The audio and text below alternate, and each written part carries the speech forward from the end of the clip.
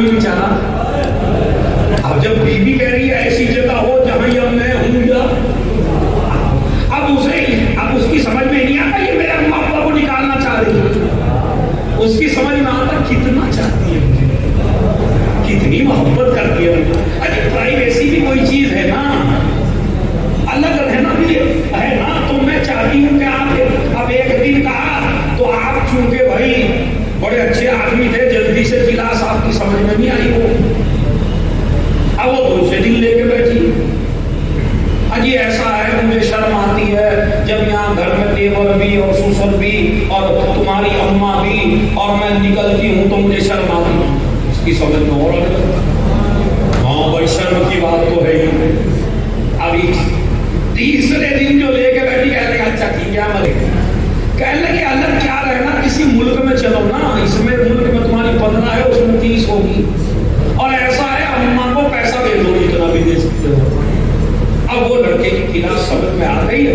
اب یہ آرٹیکل چھپا ہے علی گڑھ یونیورسٹی سے, اس میں یہ لکھا ہوا ہے وہ لڑکے کی سمجھ میں کلاس آ گئی, سمجھ میں آ گیا ٹیچر کا سبق. اب یہ سمجھ میں آیا تو کہنے لگا اے اماں میں جا رہا ہوں فلاں ملک میں, اب دیکھو کیا پتا میں آپ رہوں نہ آپ رہوں, آپ مر جاؤ یا زندہ رہو, تو ایسا ہے آپ اپنا حساب مجھے یاد کر کے بتا دو کہ تم کو کتنا پیسہ کافی ہوگا, تم نے میرے اوپر کتنا لگا رکھا, کتنا پیسہ میرے اوپر خرچ کر رکھا, کتنی تمہاری مطلب کتنا پیسہ میری کلاس میں لگایا, کتنا شادی میں لگایا, تو ماشاءاللہ میرے پہ کمی نہیں ہے, تم جتنا کہو اتنا میں دے دوں, اس سے ڈبل ہی دے دوں گا, مگر تم یہ 15-20 سال کا حساب ایک دم سے کیسے میرے یاد آئے گا.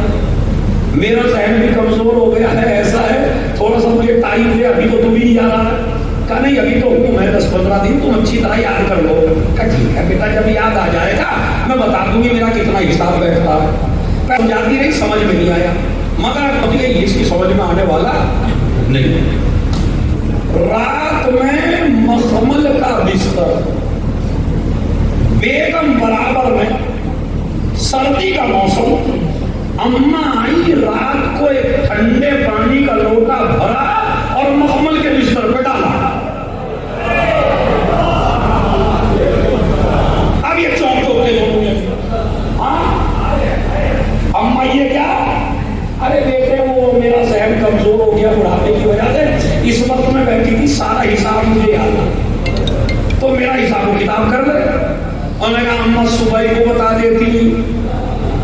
یہ ابھی اور میں توجہ چاہتا ہوں جوانوں, اس مجلس کو اپنے گھر دل میں نہیں لے کے جانا, اپنے دل میں لے کے جائیے, گھر میں لے کے جائیے, اس مجلس کو اپنے اوپر فٹ کریے.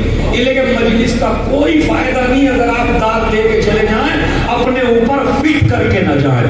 اگر مجلس تمہارے اوپر فٹ ہو جائے تو حسین کا شکریہ ادا کرنا کہ اس نے تمہیں حر بننے, برا نہیں ماننا کہ مولانا آزادار نے تو ایسی مجلس پڑھ دی اور وہ تو کہہ کے پڑھوا دی اور وہ تو ساری میرے اوپر ہی پڑھ دی. اور اگر تمہارے اوپر پڑھی جائے تو بہت اچھا ہے. مرنے سے پہلے امام حسین چاہتے ہیں تاکہ تم مرے تو معافی مانگ کے مرے.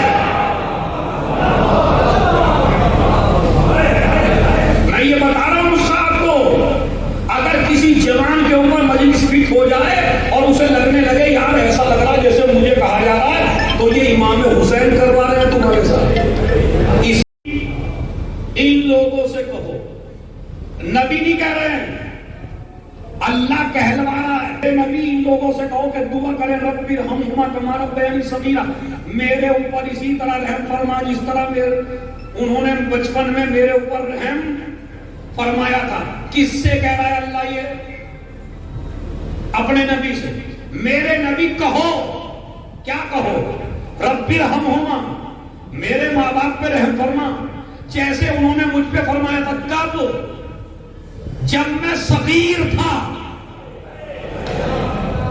خدا ایک سوال میں محمد علیہ محمد, میں صغیر تھا. رضی کسے کہتے ہیں؟ دودھ پیتے بچے کو. صبی کسے کہتے ہیں؟ 5-6 سال کے بچے کو.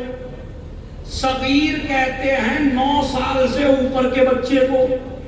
نبی دعا کائیں کی کر رہے ہیں؟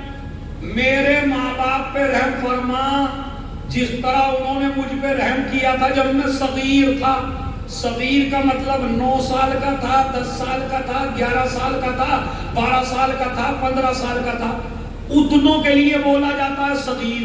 آیت میں لفظ کیا ہے؟ صغیر، دودھ پیتا بچہ نہیں، صغیر صغیر۔ اب ہم نے دیکھا جناب عبداللہ کا انتقال ہو گیا ولادت سے پہلے، جناب عبداللہ کا انتقال ہو گیا ولادت سے پہلے، ماں کا انتقال ہو گیا 7 سال کی عمر میں۔ تو جب آیت نازل ہوئی نہ تو ماں زندہ تھی، ارے میں توجہ چاہتا ہوں بھائی، جب آیت نازل ہوئی تو نہ ماں زندہ تھی نہ باپ زندہ تھا۔ اللہ کہہ رہا میرے نبی دعا کر اپنے ماں باپ کے لیے، جب تو صغیر تھا، صغیر بنے 9 سال میں، 11 سال میں، 12 سال میں، 13 سال میں، نہ عبداللہ موجود ہیں نہ آمنہ موجود ہیں، تو دنیا تلاش کر کے بتائے وہ کون سے ماں باپ ہیں جن کے لیے نبی دعا کر رہے ہیں تاریخ میں 2 نام ملے، یا ابو طالب۔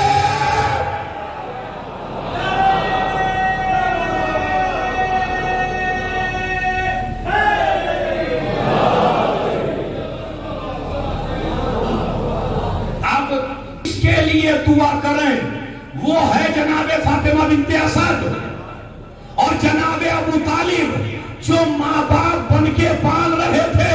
اب کمال کی بات ہے، جسے مسلمان رضی اللہ کہے اس کے بارے میں تو دعا قبول ہو جائے، اور جس کے لیے نبی دعا کرے۔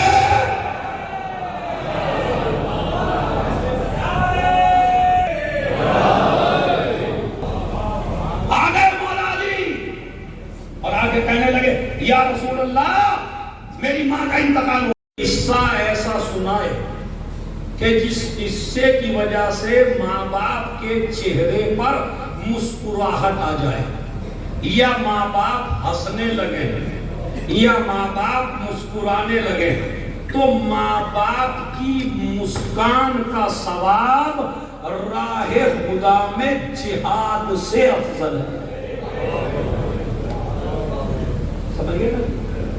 سمجھ گئے جوانوں؟ اب ابھی مجلس سے گئے، کوئی ہنسانے والا قصہ رات میں بستر پہ لے کے، اماں رات میں ادھر گیا تھا، یہ ہوا، اور ماں ارے میرا بچہ، ہنسنے لگے، باپ ہنسنے لگا۔ کوئی قصہ آپ نے سنایا؟ نبی فرماتے ہیں یہ قصہ سنانا تیرا جس کی وجہ سے تیرے ماں باپ کے چہرے پہ مسکراہٹ آ جائے، اگر تو میدان جنگ میں بھی جاتا اور شہید ہو جاتا تو اتنا ثواب تب بھی نہیں تھا جتنا ثواب اب ہے، اس لیے کہ تیرے سے تیرا رب راضی ہے۔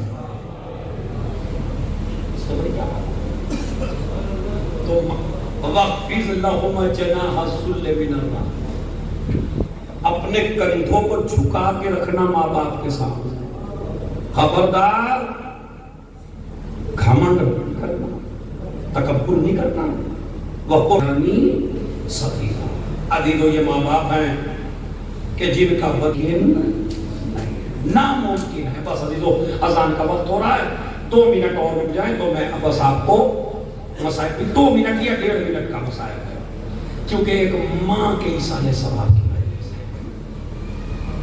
عزیزو جب ہمارے یہاں غسل دے کے جنازہ تیار کر دیا جاتا ہے تو سب سے پہلے اولاد کو بلا کے کہا جاتا ہے آؤ بچوں ماں کا آخری دیدار کر۔